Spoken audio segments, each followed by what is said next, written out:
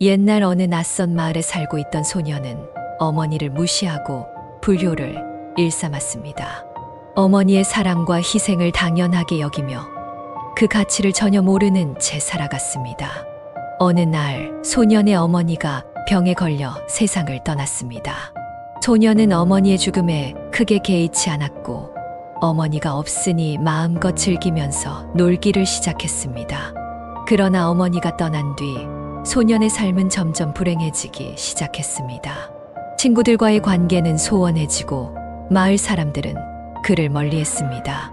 사고는 그를 따라다녔고 소년은 점점 더 고립되어 갔습니다. 어느 날 밤 폭풍이 몰아치는 가운데 소년은 불안한 꿈에서 깨어났습니다.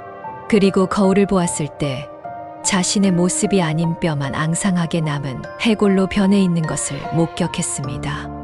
그의 몸은 차갑고 눈은 없었으며 입은 영원한 비명을 지르는 듯 벌어져 있었습니다. 소녀는 공포에 질려 자신의 모습을 바라보았습니다. 이는 그가 저지른 불효의 결과 어머니가 죽어서도 이 세상에서 그에게 주는 마지막 벌이었습니다. 소녀는 해골이 된 자신의 몸으로 어둠 속을 방황했습니다. 그는 어머니의 무덤을 찾아가 용서를 구했지만 어머니의 영혼은 이미 이 세상에 없었습니다. 그의 비명과 눈물은 밤하늘에 울려 퍼졌고 그의 절망은 더욱 깊어만 갔습니다. 소년의 절망은 마치 어둠 속을 떠도는 무거운 구름처럼 마을 위에 짙게 드리워졌습니다.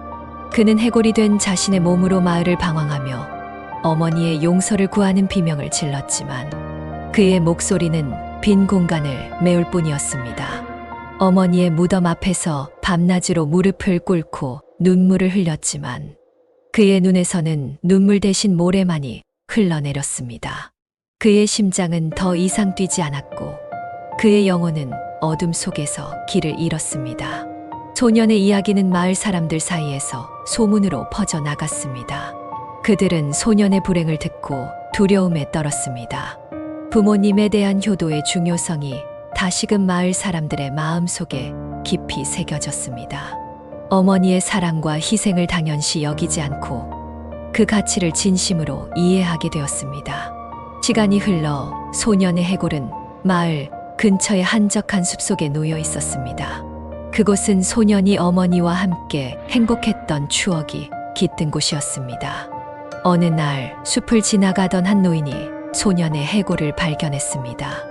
노인은 소년의 슬픈 이야기를 알고 있었고 그의 해골을 조심스럽게 안아 숲속의 한 조용한 곳에 묻어주었습니다. 노인은 소년의 영혼이 평화를 찾을 수 있도록 기도했습니다. 그날 밤 숲에서는 이상한 일이 일어났습니다. 바람이 부드럽게 불면서 마치 누군가가 속삭이는 듯한 소리가 들려왔습니다. 그리고 순간적으로 숲이 환하게 빛났습니다. 사람들은 그것이 소년의 어머니가 그의 영혼을 데려가 평화의 세계로 인도한 것이라고 속삭였습니다. 그 이후로 그 숲은 마을 사람들에게 성스러운 장소가 되었고 그들은 그곳에서 자식들에게 효도와 사랑의 중요성을 가르치곤 했습니다. 소년의 이야기는 세월이 흘러도 잊혀지지 않았습니다. 그의 이야기는 부모님에 대한 사랑과 존중, 그리고 그것을 잃었을 때의 후회와 절망을 상기시켜 주는 영원한 교훈으로 남아 후대에게 전해져 왔습니다. 그리하여 해골이 된 소년의 이야기는 불효의 교훈을 넘어 사랑과 책임감의 가치를 일깨우는 전설로 자리매김하게 되었습니다. 그 이야기는 마을의 모든 아이들에게 전해지며 그들이 어른이 되어 자신의 자녀에게도 같은 이야기를 들려주었습니다. 이렇게 해골이 된 소년의 이야기는 세대를 거듭하며 가족 간의 사랑과 효도의 중요성을 강조하는 교훈으로 깊이 각인되었습니다. 매년 마을에서는 어머니에 대한 사랑과 효도를 기리는 행사가 열렸습니다. 사람들은 소년의 이야기를 회상하며 부모님과의 소중한 시간을 가치 있게 여기고 그들에게 사랑과 존경의 마음을 전달하는 방법에 대해 다시 한번 생각하게 되었습니다. 이 행사는 마을의 전통이 되어 마을 사람들에게 연대감과 공동체 의식을 심어주었습니다.